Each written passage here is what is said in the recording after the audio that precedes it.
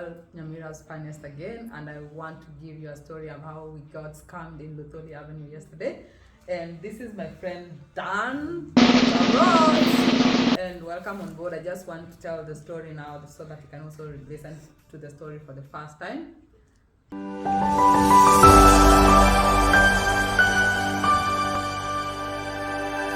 So ilikuwa jana, it was this is our 4th day in Nairobi, and yesterday being our 3rd day in Nairobi, we decided let's go to town and get a TV to take to the village with us so the kids can keep watching Cocomelon. So if you know, a TCL 55-inch TV costs around $295, which if you add in the taxes is probably like $325, but then, which is a reasonable price. So we started from the first shop and they kept giving us prices like $45,000 if you remove 20, that's $425. So between $40,000 and $45,000, and we thought that was reasonable. And as people say, if the deal is too good, then you're being scammed. But that didn't look like a good deal, so we thought like it's genuine and good. So tukaanza shop ya kwanza, tunauliza the second shop, the third shop, the fourth shop, the fifth shop. We got tired and we went for lunch and came back. And red flag number 1, as we're going through the shops, we realized that every shop attendant kept telling us of how people get scammed.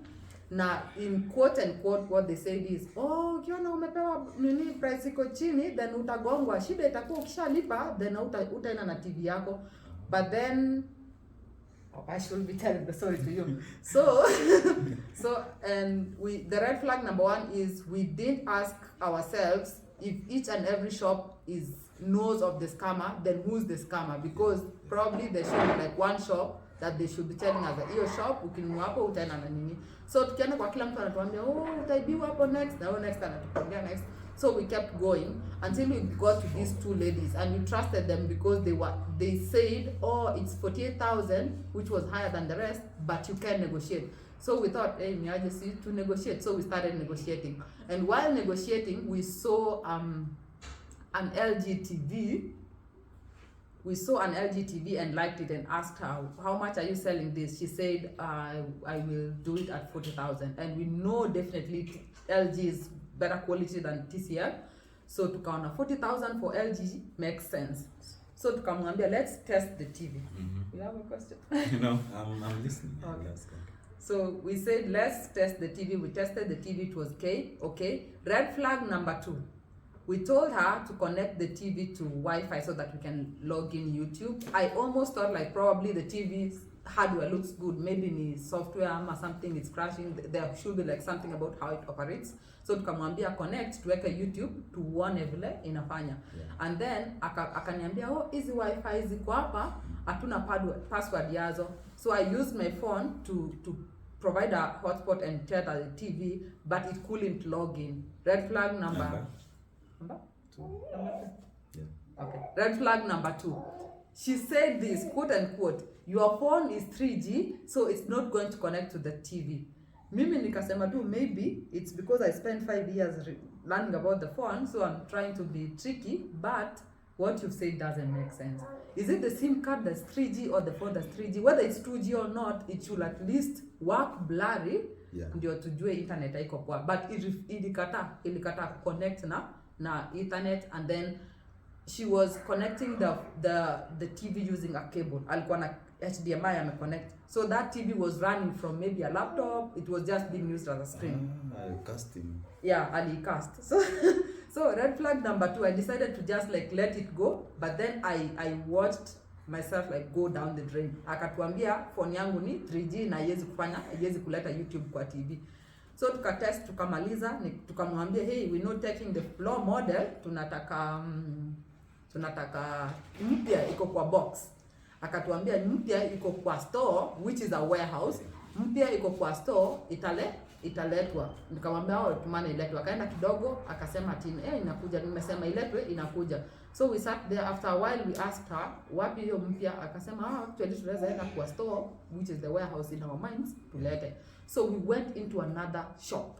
which is not a store. To us is not a store, it's not a warehouse, it's another shop. We expected tutapanda juu ya mabox, tuvute ile ya juu, tulete chini hapo kumejaa mabox zimefunguliwa nini na nini, but that was it was a shop. That's red flag number 3. We were taken to another shop instead of the store. So at this shop, we expected them to pull the TV down. They were trying to get it from somewhere else. We are still waiting for that to come into the store where they told us the TV was. That's red flag part of number 3. Yeah. So, red flag number 4. The TV gets here and it's being opened from the bottom part. Box ikafanywa ikafunguliwa na side ya chini. Acha kucheka. So, Hizo red flags zote amku notice like unaenda kugongwa. TV ikafunguliwa side ya chini. Right now my mind is suddenly telling me they have to open the lower part because the bottom part, because it's opened frequent, like zinafunguliwa for each customer askamue aende, and the top part is intact so that finally whoever ends up like Kevin inaenda nayo inakampia kutoka side ya juu so that they can keep it like a closed box for several scanning. Yeah. That's red flag number 3. So TV ikainamishwa, ikafunguliwa side ya chini, ikatolewa, ikataniwa vizuri, ikaekwa vizuri juu, ikaekwa cable. At that point, red flag number 4 I caught, and I was like, I'm not going to keep quiet, I'm going to talk. Wakaeka HDMI. Nikawaambia, hii TV inafaa hata kushika something without this HDMI. It's even supposed to it's supposed to be something without the HDMI. Yeah. Wakaeka HDMI tena ikawaka. And then msichana akasema, ukienda kwa HDMI yako itafanya ni juu sasa ni haina wifi, ndio sababu tumecast kutoka kwa hii TV nyingine kuja kwa hii. And you know, so I said, okay, sawa basi. So at that point, when they were trying to put it back into the box, we were 3 of us. Me, Amos and Josiah. So Amos and Josiah were watching. Tulijua hapo Luthuli kuna scan. They were watching to ensure that that's the same TV that goes into the box and it's sealed. Nakumbuka hata Josiah was telling them, weka tape. Funga na tape so that TV doesn't like change miraculously from the one that they put inside. So mimi nikachukua simu, nikaambia mchana acha nikulipe na M-Pesa. Hapana, huwezi kulipa na M-Pesa. Red flag number 5. Red flag number 5. They refused to take money via M-Pesa, and they said if you have to use M-Pesa, you have to withdraw at an agent. So that means they're taking the money still as cash. Yeah. Okay. So, and we refused to withdraw. At that point, we stood the ground, but then it was a red flag number 5. Tukasema hapana, tuwezi withdraw. Wakasema sawa basi mtatuma kwenda kwa till number. That means that money will move into somebody's account and not M-Pesa, and you can't reverse it directly at that point. So that nikatuma ikahang kidogo, nika start from afresh. I don't know whether it was instincts trying to guide me and tell me, hey, you're getting stolen from. So it hung, and then I started afresh, and then there was that voice inside me telling me, hey, you have to take a risk, like things like you have to take a risk. So I did it the second time, na hiyo pesa ikaenda. Vile ilienda hivi, huyo msichana akaniambia nipe receipt niende ni stamp pay. Nikamwambia hapana, because I think from the stores that were calling us out that you need to, the initial stores that were telling me that there's coming, somebody talked about the receipt being stamped. And at that point, my mind probably I concentrated enough to like, that was a red flag, because at that point msichana angena na hiyo receipt inapotea nayo. So nikashika receipt nikamwambia lete stamp hapa, tutaistampia hapa. Akaniambia stamp iko pale nyuma, nikamwambia enda lete stamp, tutaistampia hapa. At that point Amos and Josiah, they are watching the box. The real TV is in the box. So that girl at that point goes to find the stamp and gets lost. So we are remaining there. And at this point, 2 guys approach us and tell us, hey, guess what? The TV does not have let me look at the receipt. The TV does not have a smart card, and you need a smart card and activation before you go with it. So you need to add more money. Yeah. So, unajua na huku niambia. No, unajua na huku niambia. No, I've had it. No, your script nimeiona online, so ndo naisikia. Okay, let's just. Okay, so they ran. We asked them, hey, so what? How much money do you need to activate this TV? They come up with a brochure that has like 30,000 of money. That's almost the price that we paid for that TV. We paid 40,000 for it, and they're asking for 33,000 to activate the TV. Then that means that TV is 70 something. 70, that's or 73. 81. If they were asking for 33,000 and got it for 40,000, That's then that's 71. 73. 73. Yeah, 73,000. So hata niko confused na hapa hesabu hivi. So 73,000 ndio hiyo wanatuambia tuwape, and then we are like, oh no, guess what? We just gonna go with the TV and activate it. They said it's a mono TV, monochrome TV and stuff, and you know. Juu mimi nilishinda nimelala kwa class. Nakumbuka tu monochrome ilikuwa mahali, but sikuwa najua nini hiyo monochrome TV at that point. So we said no, we're gonna go with the, they said yo, you're not leaving with the TV. Because the reason why we're selling the TV that price is because we're expecting you to activate it from here, ndio uende nayo. So we couldn't go with the TV. So the TV remains on the floor. That lady has gotten lost. Mimi namfuata pale ndani, amejificha, nama place fulani. Red flag number 4. At that point I would have number 6. I should have walked outside and naitwa nini? I should have walked outside ni cancel that transaction, because I'm feeling that at that point pesa iko imefika Coop Bank, probably ilikuwa ni pesa inangoja ku move kwa Coop Bank and stuff. So this lady, we kept kuvurutana, tunaambia msichana turudi kwa shop yako to deal na wewe, hatutaki group. So they started filling up. So nikamwambia turudi kwa shop yako, ati hapana, huyu ni wetu hapa twende na yeye, and then they started being loud and something. So Josiah said, let's leave this place, wache hiyo pesa tuende. So we walk outside, and the Kenyan in me was telling me, this money is a lot. Is a lot. Yeah, this money is a lot, so me, I don't want to leave this place. I'm going to make drama. It's not going to be easy. Things are going to be hard. Yeah. So me niko hapo najaribu kujivuta nyuma, and then there was this guy, Josiah was like, mutaleta hiyo TV hadi kwa kama mnyazo kwa Kenya, mkinitafuta au mtaleta TV hadi Kisii. So I think he was trying to like make them like probably give money or something, but they kept this guy kept talking to him, not offering a solution, but trying to like keep like talking to him, don't worry, come back, let's talk about it.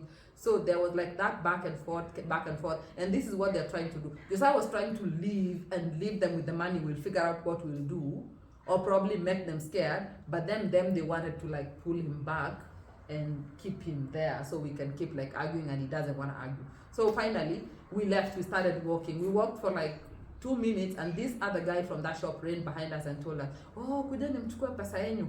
So I, wanting the money, I started walking back to go get them. You saw, I told you they're gonna snatch you your phone. Red flag number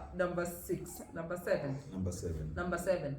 He told me they're gonna snatch you the phone, and I think at that point, if they snatch you the phone, then you don't have even the confirmation number from M-Pesa if you want to do a reversal. You don't have the receipt at that point. You are probably left nowhere, no claim. No evidence. No evidence. So I think I trusted my instinct, or I trusted him on that red flag, and I followed him. I didn't go back into the shop because I was thinking probably walikuwa nataka kuchukua simu waniambie order the message wa delete. There's a way probably they wanted to get rid of the M-Pesa message and stuff.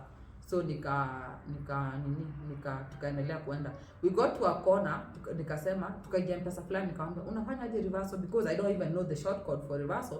So wakatuambia forward your message kwenda 456. So nikachukua message nika forward to 456. But then since that money was a paybill number, it had gone to the Coop Bank account. Ilikuwa ishaenda Coop Bank account. So I got back a message that said we can like you have to call Coop Bank using these numbers. So tukapiga kona fulani hivi, nikakaa kwa stairs, nikamwambia Amos and Josiah, wacha nipige simu ya Coop Bank sahi. So nikapiga hiyo simu, and then we talked to this customer care person, Coop Bank, akatuambia sawa, nimeona hizo pesa nimeingia, I'm gonna hold them so that the owner does not remove the money, but you have to go to Coop Bank tomorrow morning and ask for a refund. So tukiwa pale, Amos tells me ameona huyo jamaa amekuwa akifuata, aone kule like what steps you're making. Yeah, aone if we are gonna ask for a reversal or not. Yeah. So finally finally, so we went today in the morning to Coop Bank. So we left, we came home very happy, very happy about our experience. And then today in the morning, we went to Coop Bank, hoping that we're gonna go and get our money. Because the guy we talked to over the phone told us, hey, go to Coop Bank tomorrow in the morning and collect your money.